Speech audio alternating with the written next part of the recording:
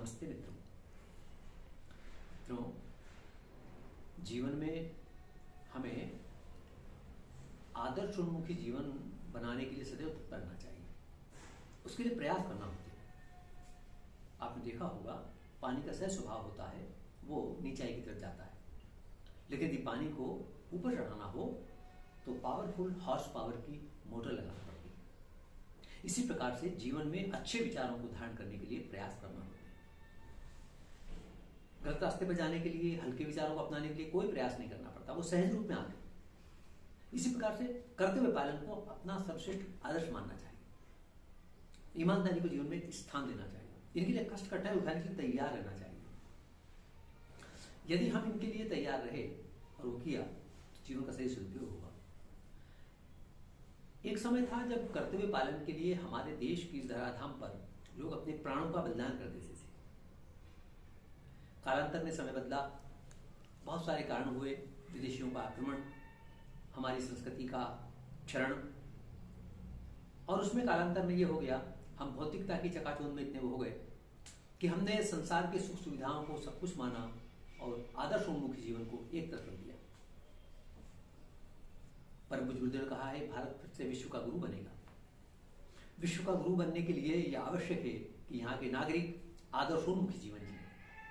आदर्शोन्मुखी जीवन जीने के लिए जो मिलने वाली सुख सुविधाएं हैं, जो भौतिक संपदाएं हैं, जो प्रत्यक्ष लाभ दिखता है, उनकी तरफ से मुंह मोड़ना पड़ता है। प्रत्यक्ष में वो घाटे का सौदा दिखता है, लेकिन वास्तव में वो लाभ का सौदा होता है।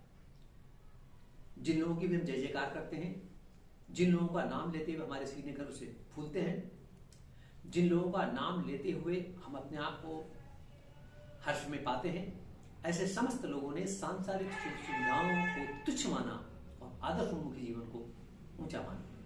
उसी कारण उनके चित्र जगह जगह पर लगे जाते हैं, उनके नाम के नगर बसते हैं, उनके नाम के चौराहे बनते हैं, उनके जगह जगह पर उनके गुणानुवाद गाए जाते हैं। चाहे वो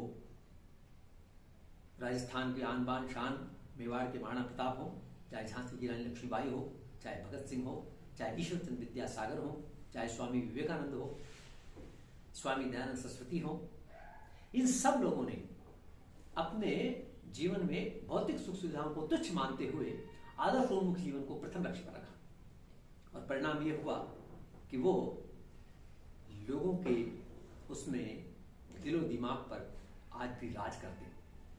आइए हम भी आदर्शोन्मुखी जीवन जिए, अपने जीवन में आदर्शों को अपनाएं, स्वाभिमान को जीवित रखें, लेकिन अहंकार को दूर हटाएं,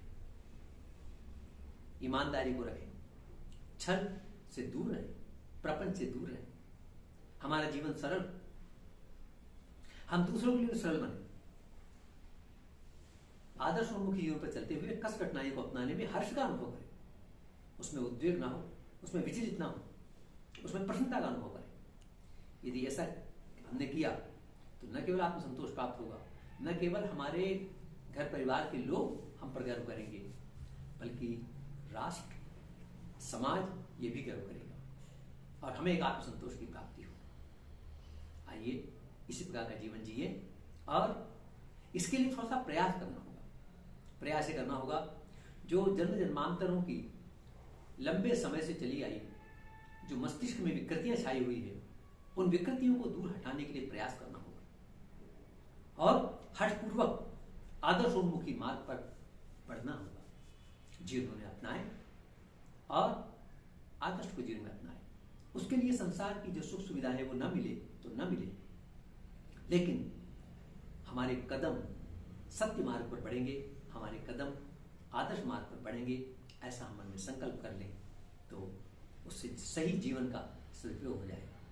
आइए अपने जीवन को सार्थक बनाएं। सभी के लिए बहुत बहुत मंगल कामना, बहुत बहुत शुभ।